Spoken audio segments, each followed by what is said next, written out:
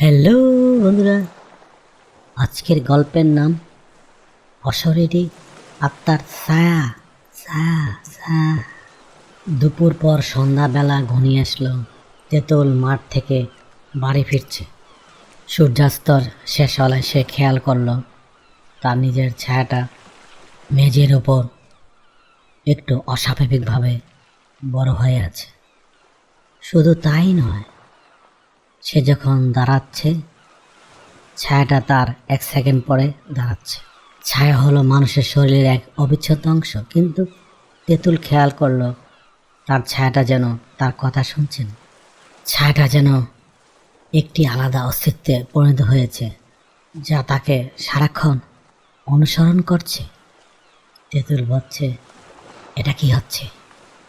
আমি হাঁটছি কিন্তু আমার ছায়াটা দাঁড়িয়ে আছে কেন? আমার কি চোখের ভুল? ধীরে ধীরে সন্ধ্যা পেরিয়ে রাত আরো গভীর হলো। তেঁতুল ঘরে একা পড়াশোনা করছে। মোমবাতির আলোয় দেয়ালে তার ছায়াটা হঠাৎ করে বড় হয়ে গেল এবং তেঁতুলের গলা চেপে ধরার ভঙ্গি করলো। তেঁতুল আতঙ্কিত হয়ে চিৎকার করে উঠল, কে কে? সেই ছায়াটি তেঁতুলকে শুধু ভয় দেখাচ্ছিল না, বরং তাকে কোনো এক অজানা গন্তব্যের দিকে তাড়া করছিল। তেঁতুল যেদিকে যাচ্ছে ছায়াটি তার সামনে এসে পথ আগলে দাঁড়াচ্ছে। ছায়া নামের অশরীরী কণ্ঠ, তুই আমাকে বলে গেলি তেঁতুল, আমি তোর ফেলে আসা অতীত। তেঁতুল ভয়ে গ্রামের এক তান্ত্রিক বা হুজুরের কাছে গেল। হুজুর তাকে একটি পুরানো আয়নার সামনে দাঁড়াতে বললেন।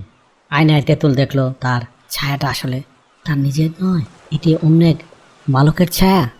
জানা গেল ছোটবেলায় তেঁতুল আর এক বন্ধু একটি পুরানো কুয়োতে পড়ে মারা গিয়েছিল।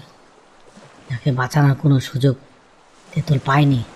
সেই অপরাধবোধ আর বন্ধুত্বের অতিরিক্ত আত্মা এখন ছায়া হয়ে তাকে তাড়িয়ে বেড়াচ্ছে। আবারও অশরীরী কণ্ঠ, ও তোমাকে মারতে চায় না তেঁতুল, ও চায় তুমি যেন ওকে শেষবারের মতো মুক্তি করে দাও। ও সেই কুয়োর অন্ধকারে একা আটকে আছে। এবার কুয়োর পাড়ে চূড়ান্ত লড়াই। তেঁতুল গভীর রাত সেই পরিত্যক্ত কুয়োর পাড়ে গেল। ছায়াটি তাকে কুয়োর ভিতরে নামার জন্য ইশারা করছে। তেঁতুল দড়ি দিয়ে কুয়োর ভিতরে নামলো এবং সেখানে একটি পুরানো খেলনা গাড়ি খুঁজে পেল, যা তার বন্ধুর প্রিয় ছিল। তেঁতুল সেই খেলনাটি বের করে আনলো এবং বন্ধুর আত্মার কাছে ক্ষমা চাইল। সে কান্না ভেজা গলায় বলল সে তাকে বাঁচানোর চেষ্টা করেও পারেনি। হঠাৎ ছায়াটি তেঁতুলের স্পর্শ করলো এবং এক মুহূর্তের জন্য তেঁতুল অনুভব করলো তার বন্ধু তাকে জড়িয়ে ধরেছে। এরপর ছায়াটি ধীরে ধীরে হালকা হয়ে বাতাসে মিলিয়ে গেল। পরের দিন সকালে তেঁতুল এখন শান্ত। সে দেখলো তার নিজের ছায়া এখন একদম স্বাভাবিক। সূর্যের আলোয় সে আবার প্রাণ খুঁজে হাসছে। কিছু ছায়া আমাদেরকে ভয় দেখাতে আসে না, আসে শুধু একটু সহমর্মিতা আর মুক্তি পেতে।